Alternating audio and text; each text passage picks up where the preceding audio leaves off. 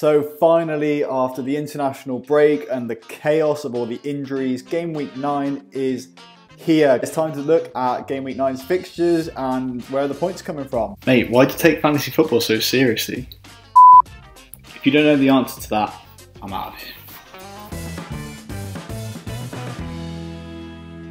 So starting off, the early kickoff is going to be Spurs Liverpool. Now, just to let you know, ahead of this game, I am going to be doing another live stream. So another edition of FFM Live. I think that worked pretty well last week.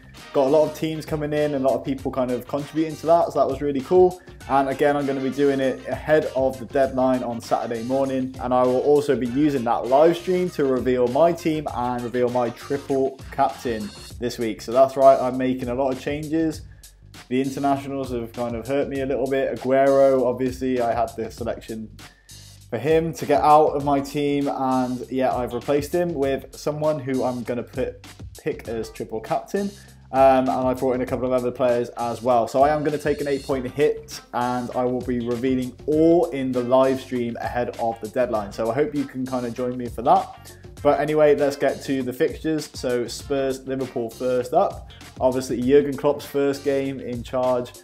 Are Liverpool going to make an impression for the new boss? Well, Spurs are doing all right at the moment with Christian Eriksen banging in the goals. Maybe Kane is going to come back and do all right for some fantasy footballers or fantasy managers. So I am a little bit wary of picking Liverpool players. I know some people have gone for Sturridge and good luck to you, but yeah, I'm trying to avoid that game actually. So yeah, hoping for a Spurs clean sheet. Obviously the 3 o'clock games, then we've got Chelsea Villa. Well, what happens when Villa go to Stamford Bridge? Well, sometimes it goes all right, but then most of the time Villa fail, and Villa fail miserably at Stamford Bridge, as we saw a few years ago when they banged in 8 against us.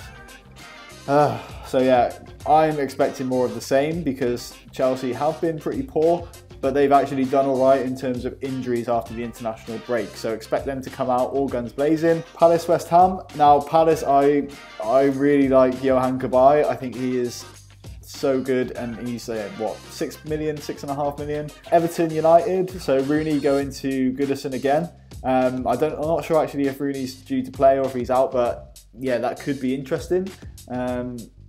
But I think for Everton, the couple of players you want to look out for are Ross Barkley and Romelu Lukaku as well. I'm sticking with Mata from United side, and I've also got Martial, who could do all right for United. Now going on to City Bournemouth, obviously last game week 8, City were the players to have, with Aguero getting the 25 but the 50 points as captain, and De Bruyne doing really well as well.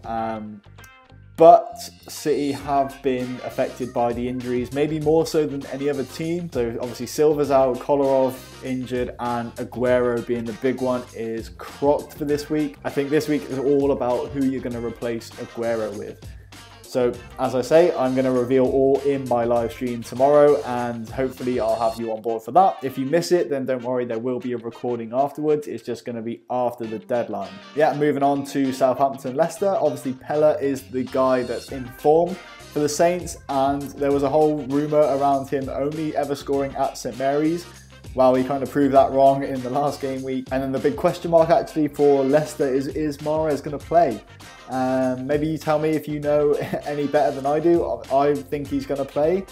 But Ranieri kind of surprised us all last week with benching him. So yeah, I'm hoping that he does play because I do have him in my team. And then going on, West Brom Sunderland. Now, yeah, it pains me to say West Brom should win this one. And then the late kickoff, I mean, people have got a lot of attention on Sanchez, but he has been busy in the international break as well. I know he did score a couple, but are those going to affect him in terms of, is he even going to be rested away at Watford? I know Champions League as well is coming up, so I don't know if Wenger wants to maybe even rest Sanchez. That could be an option. So I wouldn't be surprised if Sanchez is either benched or if he comes off early. Yeah, so I'd be a little bit wary about Sanchez, to be honest. And then going on to Sunday, only the one game, unfortunately, is Newcastle Norwich. Not a lot of interest from me. And finally, Monday night football. Swansea Stoke. It's not going to be pretty, is it, that one? But We'll see. It could turn out to be the best game of the season, but yeah, well, I don't know. So yeah, that's just my quick look at the fixtures for the week. Now, as I say, I'm going to be revealing my team on the live stream, so FFM Live on Saturday, ahead of Game Week 9, where I'll be revealing also my triple captain.